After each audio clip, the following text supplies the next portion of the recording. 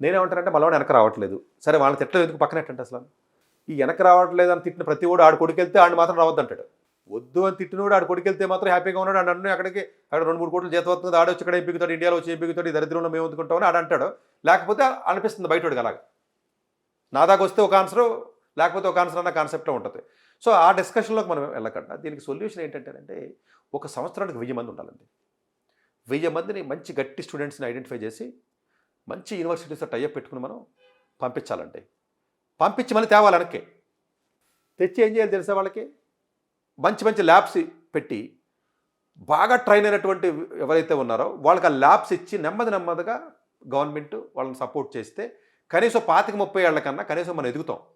మన దగ్గర ఉన్న రిసోర్సెస్తో, మన దగ్గర ఉన్నటువంటి ఈ స్టైఫండ్లతో, మన దగ్గర ఉన్నటువంటి ఈ ఫండింగ్లతో, ఈ నాలెడ్జ్తో రీసెర్చ్ ఇన్నోవేషన్స్ చేయడానికి ఉండదు. ఇంకొక పాయింట్ ఏంటంటే మనకి బీటెక్ కోడికి జీతం ఎక్కువ, ఎంటెక్ కోడికి తక్కువ, పిహెచ్డీ కోడికి ఇంకా తక్కువ. ఇప్పుడు మీతో పాటు చదివిన పిహెచ్డీ వాళ్ళు లేకపోతే మీతో పాటు చదివిన బీటెక్ వాళ్ళు ఒకసారి వెనక్కి వెళ్తే బీటెక్ కోడికి జీతం ఎక్కువ ఉంటుంది. బీటెక్ కోడికి ఏమో 50 లక్షలు ఐఐటీలో చదివితే, ఎంటెక్ కోడికి ఏమో 20 లక్షలు, పిహెచ్డీ కోడికి 10 లక్షల జీతం సంవత్సరానికి.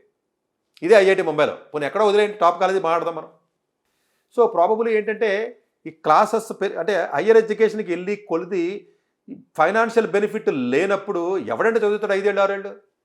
ఏదో ఇంట్రెస్ట్ ఉండి ఎవడో మళ్ళీ అంటాడు చదివితే మామూలు చదివితే తప్ప ఏదో జీతాల గురించి కాకుండా ఏదో ఉన్నవాడు తప్ప ఎవడు చదువుతాడండి? ఎవరికి అవసరం ఉంది?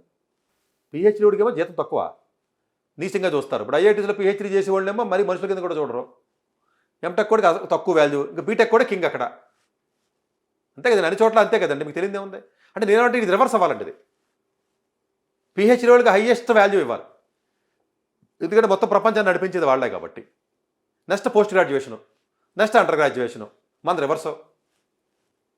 ఇది రివర్స్ మొత్తం చేయాలి అంటే అంత పిహెచ్డీకి అంత రెస్పెక్ట్ ఇవ్వాలంటే అంత ఆ అట్మాస్ఫియర్ని మనం బిల్డ్ చేయాలండి.